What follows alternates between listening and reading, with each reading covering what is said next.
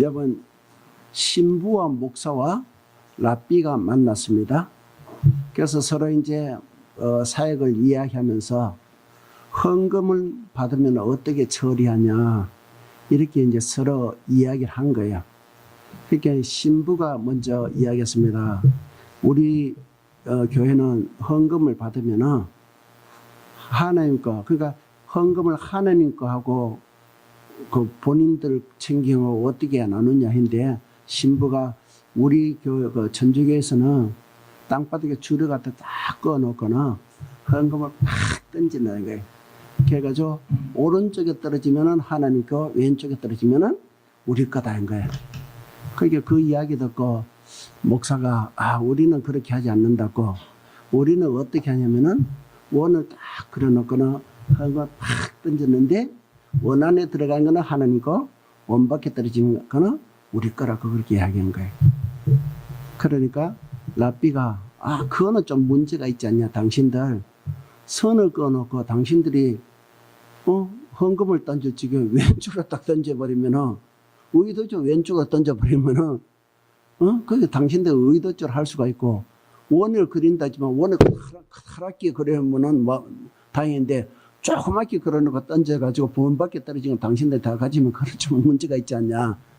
우리는 그런 식으로 하지 않는다. 우리는 의도적으로 하지 않고 온전히 선택권을 하나님께 드린다. 그러니까 어떻게 하냐니까, 우리는 헌금을 받으면 공중에 팍 던져가지고 하나님이 먼저 선택하는데, 공중에서 하나님이 선택하시고 땅바닥에 떨어진 거는 전부 우리 거다.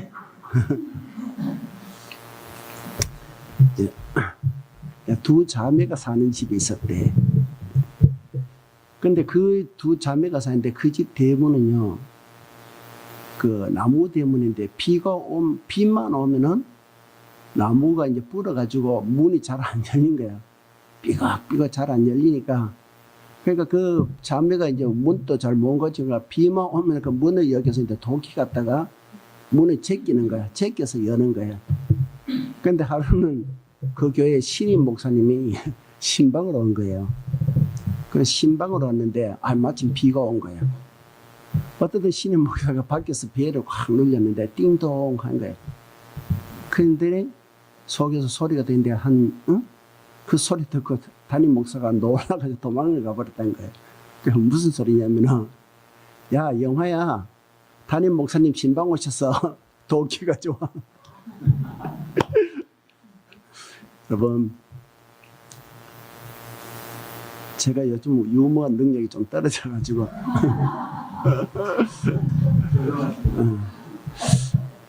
여러분, 오늘 웃음의 주제인데, 웃음에도 분류가 여러 가지가 있겠지만 어떻게를 분류하면은 저는 두 가지로 겉웃음과 속웃음으로 나눌 수도 있겠다, 그런 생각이 들었습니다. 겉웃음이란 거는 조금 전에 유머처럼 들으면은 푹 하고 웃고 지나가는 거야. 그죠? 아무 감정사 그냥 푹 웃고 지나가는 거. 그 유머를 통해서 웃는 거든가, 아니면 한동안 유행했던 거 웃음치료 있잖아요. 그런 식으로 웃는 거예요. 웃을 일이 없지만도 막 억지로도 막 웃으면요, 막 기분이 좋아하고 바뀌는 거예요. 여러분, 억지로 웃는 거 웃음치료인데 억지로 웃는 것이 효과 없는 것 같은데 그렇지 않다는 거예요. 연구자들에 의하면 억지로 웃어도 내가 멍청이 가지고 거의 진짜 웃는 것처럼 착각을 해가지고 우리 속에 그저 엔돌핀 이런 호르몬을 분비한대요. 뭐 어쨌든 실질 전문가들은 엔돌핀을 분비하는 것이 아니라 도파민을 분비한다 이렇게 이야기하는데, 저는 잘 모르겠어요. 어쨌든 그렇게 호르몬이 나가지고 스트레스 호르몬은 억제시키고, 그런 엔돌핀이나 그런 마약 성분의 호르몬을 분비해가지고요, 그 분비하면은 우리 아프던 몸도 편안해지고 몸도 부드러워지고 때론 자기 치유도 일어난다는 거예요. 또 그것뿐만 아니라 그렇게 억지로 또 웃으면요, 그 호르몬이 나오게 해가지고 우리 정신 건강에도 그렇게 좋다는 거예요.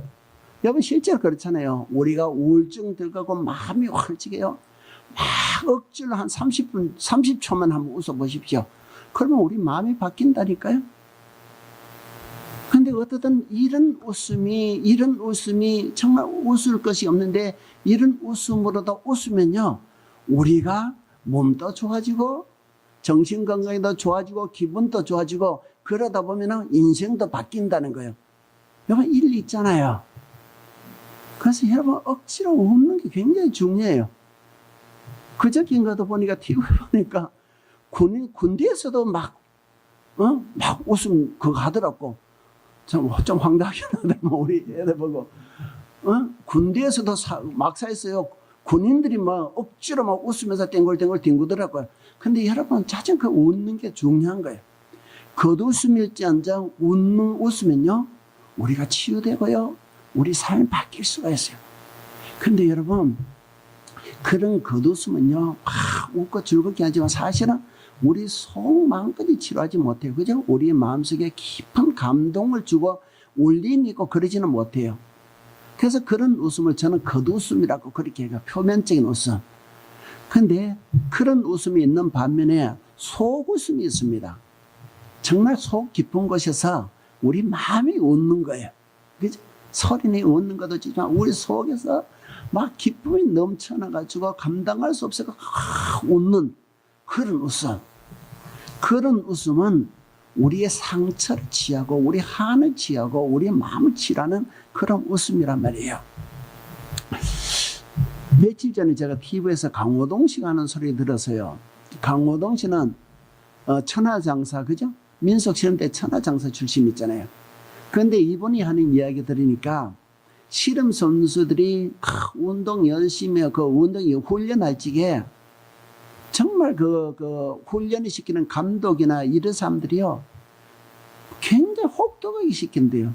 말을 할 적에 정말 인격적인 모욕을 느낄 정도로 그런 식으로 자극을 하니까 훈련하니까 막 자존심 상하게 막 자극하는 거예요.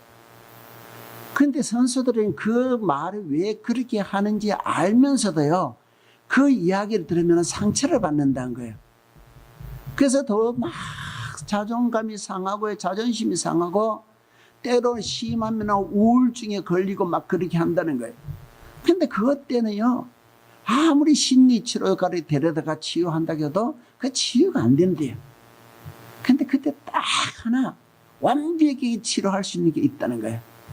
이거 뭔지 아시겠어요? 이기는 거예요. 우승하는 거예요.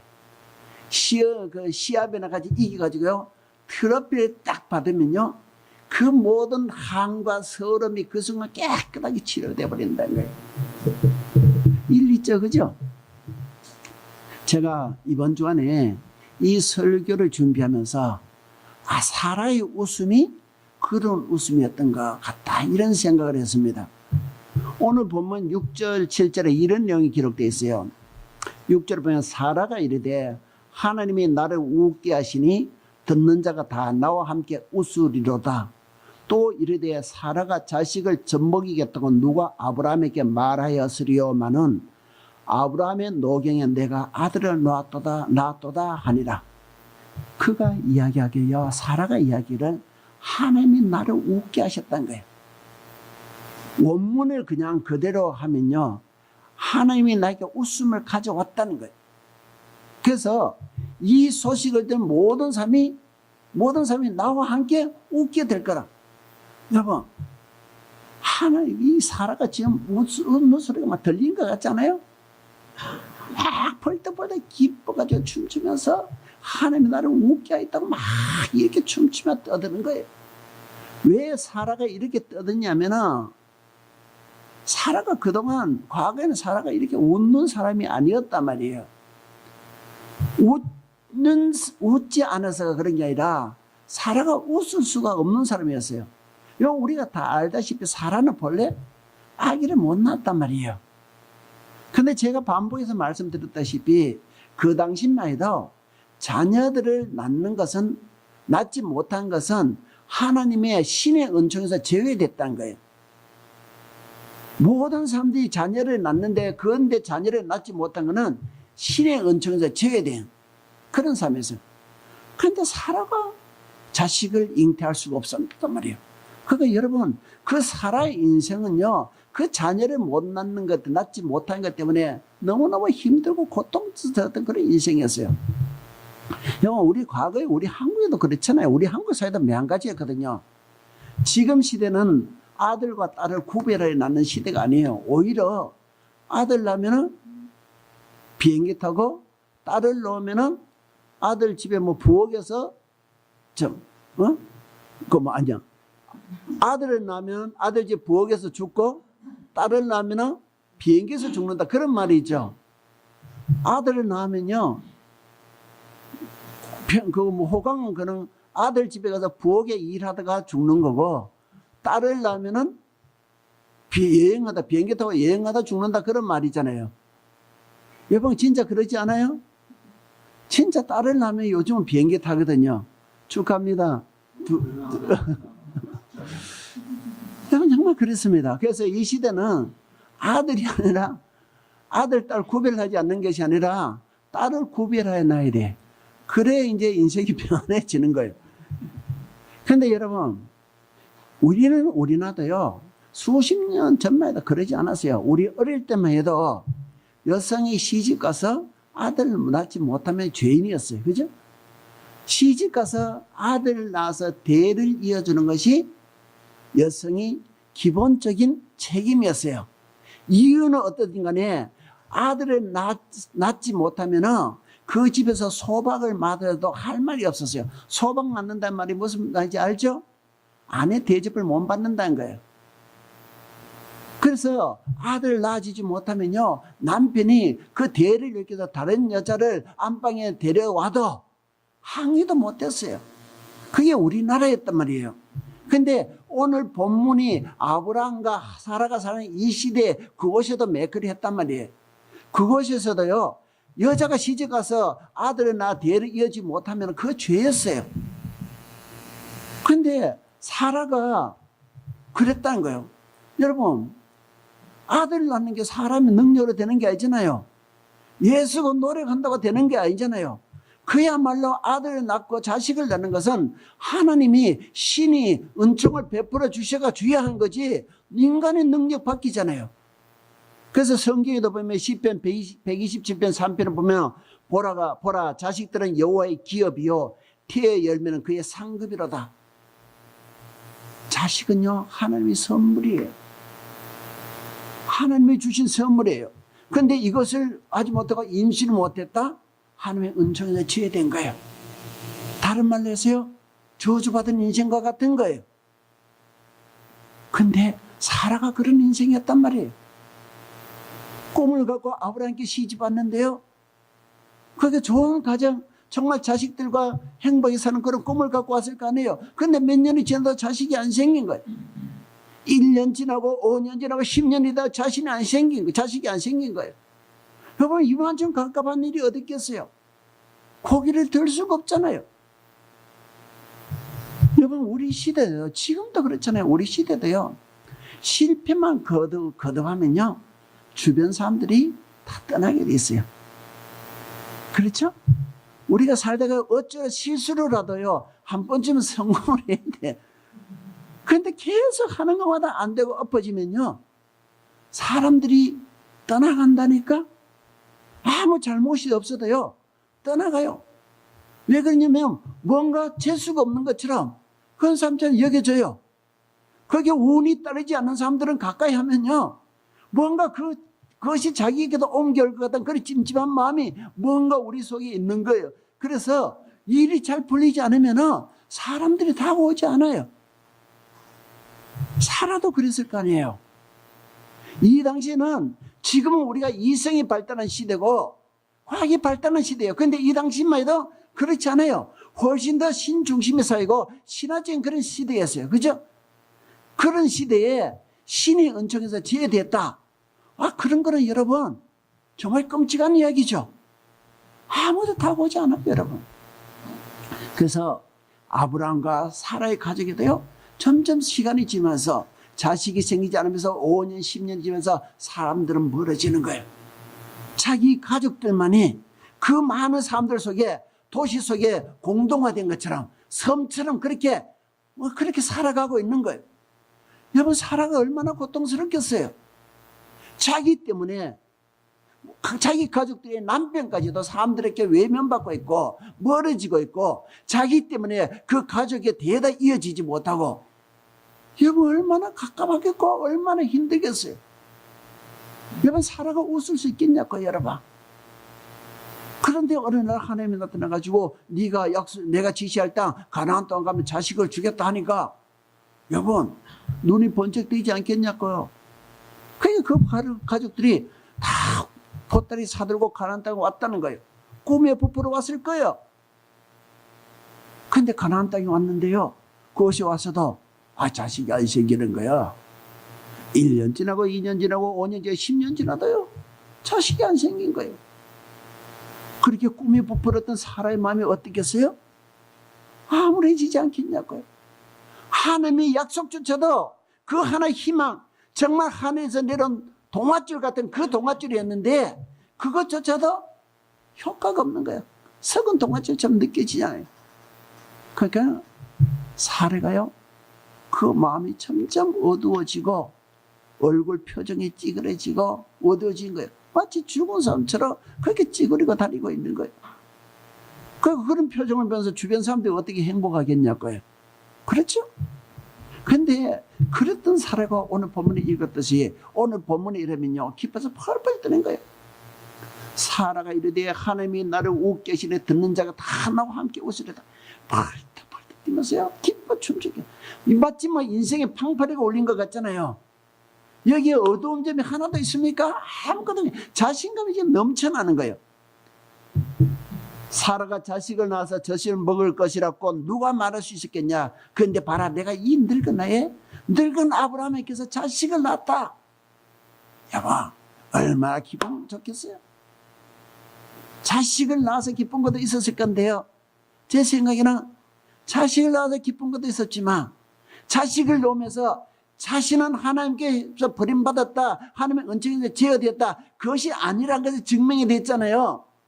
그 기쁨이 얼마나 크겠냐고요. 그래서 펄펄 뛰어요. 웃는 거예요. 여러분, 오늘 제가 여러분께 소개시켜드리고 싶은 것은요, 우리를 웃게 하시는 하나님이에요. 여러분, 하나님은 웃을 것이 없는 그 사라를 그렇게 웃게 하셨다는 거예요. 근데 어떻게 웃게 하셨냐? 오늘 말씀 1절 2절 말씀을 보면 그거에 대한 설명했습니다. 자, 1절 2절 말씀 한번 읽어봅시다. 1절 2절 말씀.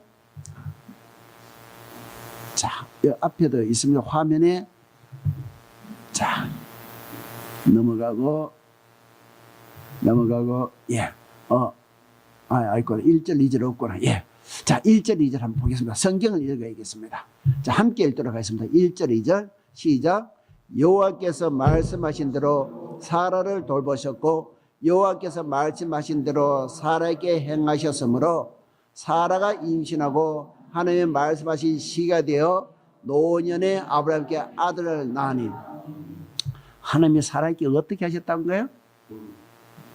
여호와께서 말씀하신 대로 사라를 돌보셨고 또 여호와께서 말씀하신 대로 사라에게 행했다는 거예요. 여러분, 여호와께서 말씀하신 데 두 번이나 강조되어 있어요. 그죠?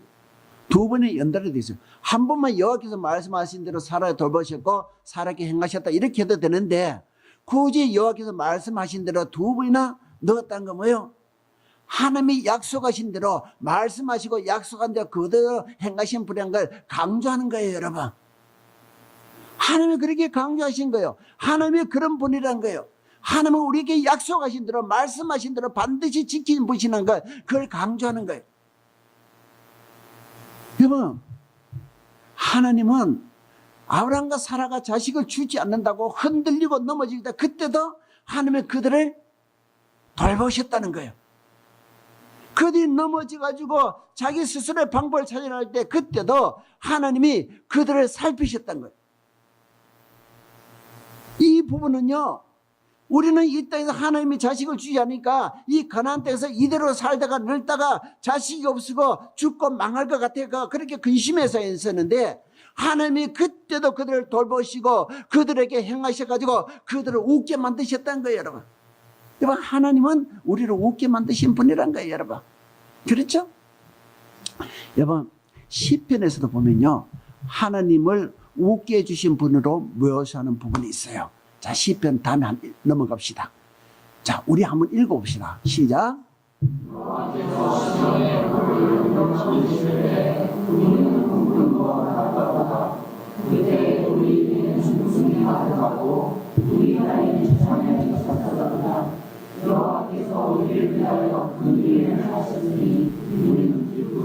예, 여호와께서 시온의 포로로 돌려보내실 때 우리는 꿈꾸는 것 같았다.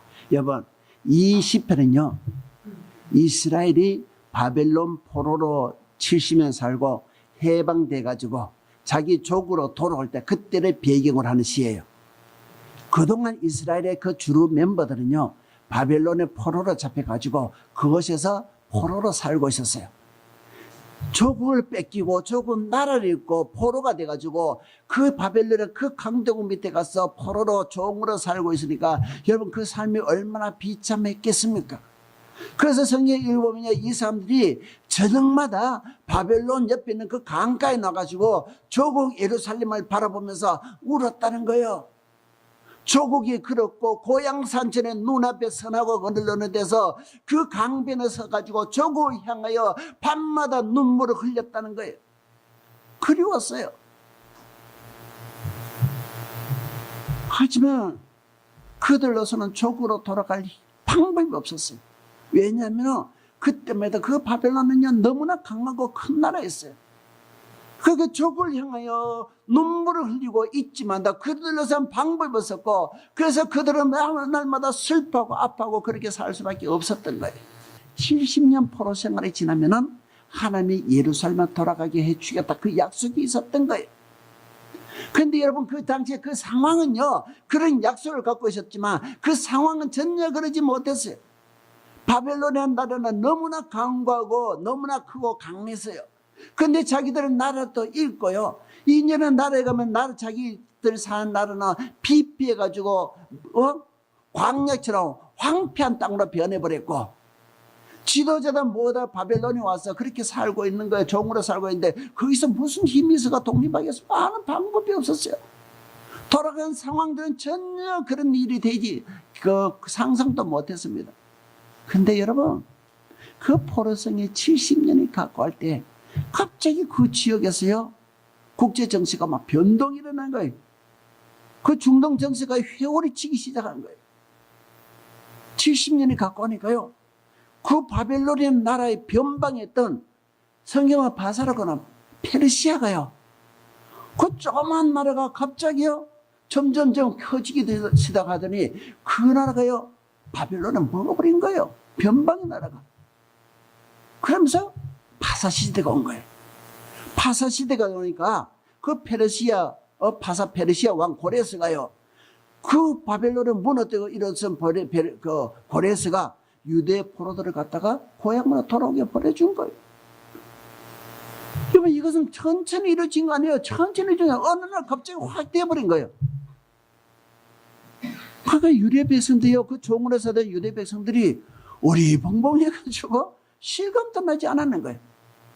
그래서 오늘 1절 말씀은 그래 한 거예요. 여호와께서 시온의 포로를 돌려보냈을 때 우리는 뭘 했다고요? 꿈꾸는 거예요. 실감이 안 났다는 거예요. 우리벙벙해 왜 갑자기 이런 일이 되는지 모르는 거예요. 2절, 그때 우리 입에는 웃음이 가득하고 우리의 혀에는 찬양이 갇혔었다. 그때요, 포로로 돌아올 적에 그들이 입에서요 웃음이 가득 찼다. 절로 웃음이 막 나는 거예요. 입에는 찬양의 노래가 나온 거예요. 침이 등실등실 쳐지는 거예요, 여러분. 3절, 여호와께서 우리를 위하여 큰 일을 행하셨으니 우리는 기쁘도다. 여호와께서 우리를 위해 행했다는 거예요. 저절로 된 것이 아니에요. 하나님이 그렇게 하셨다는 거예요.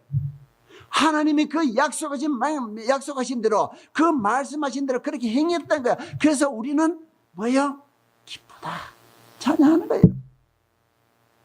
여러분, 오늘 우리에게도 약속이 있지요? 약속 없습니까? 우리에게도 약속이 있습니다, 여러분. 하나님 우리에게 임마누엘 하나님 되시겠다고 하셨습니다. 하나님 우리가 어떤 자리에 있지 항상 우리와 함께 하시겠다고 하셨습니다. 사망이 엄지만 꼴짝이다 가더라도 내가 너희와 함께 하겠다고 하셨습니다. 내가 너희를 고와 같이 버려두지 않겠다고 하셨습니다. 그죠? 또 모든 것이 합력하여 선을 이루겠다고 하셨습니다. 여러분 좋은 것은 좋고 나쁜 것은 나쁘고 그런 것이 아니에요. 하나님의 손에 잡히면은 나쁜 것까지도 합쳐가지고 뭉뚱그려져가지고 좋은 것이 된다는 거예요. 그래서 하나님은 우리를 웃게 만들어 주실 것이다 그렇게 하셨어요. 여러분 하나님의 약속이에요. 혹시 여러분 슬퍼하고 있습니까? 혹시 근심하고 있습니까? 오늘 말씀과 소망 얻기 바랍니다. 여러분 하나님은 우리에게 말씀하신 대로 약속하신다 그렇게 지킨 분이에요. 내가 너희 인생에 합력의 선을 이루게 하겠고 내가 너희 인생을 웃게 만들어 주겠다. 여러분 믿습니까? 믿음은요 히브리서 가면 믿음은 바라는 것들의 실상이로 가는 거예요. 믿음은요 믿고 붙잡을 때 그것이 실제화 된다는 거예요. 여러분 이 하나님의 약속을 여러분 그냥 성경의 기절로 여기지 않고 여러분들이 이것이 하나님의 우리를 웃게 만들시겠다 그것을 믿고 여러분 붙잡고 여러분 아멘하고 나갈 적에 그 약속이 여러분 삶에 실제화 된다는 거예요. 여러분 하나님은 우리를 웃게 만들어 주십니다. 우리가 지금 눈앞의 상황이 어떠하든 간에 우리 상황이 지금 근심스럽고 고통스럽고 희망이 보이지 않는다 할지라도 하나님이 우리를 웃게 만들어 주시고 하나님이 우리를 높여 주시고 하나님께서 우리를 원수 앞에서 상을 차려 주시겠다는 하신 그 하나님의 약속이 우리의 삶에 이루어지게 될 것입니다. 그래서 우리는 지금은 우리가 근심하고 이렇게 있다 할지라도 우리가 필히 우리는 웃게 될 것입니다. 여러분 믿으십시오. 믿습니까? 별로 영혼은 느껴지지 않고 야봐 믿는 것에 능력이 나타납니다. 그죠? 오늘 말씀은 뭐라고요? 하나님이 우리로 웃게 만들어 주실 것이다. 지금 어렵고 힘들지라도 우리에게 약속하신 그 하나님의 약속이 우리 삶에 이루어짐으로 우리가 웃게 될 줄로 믿습니다.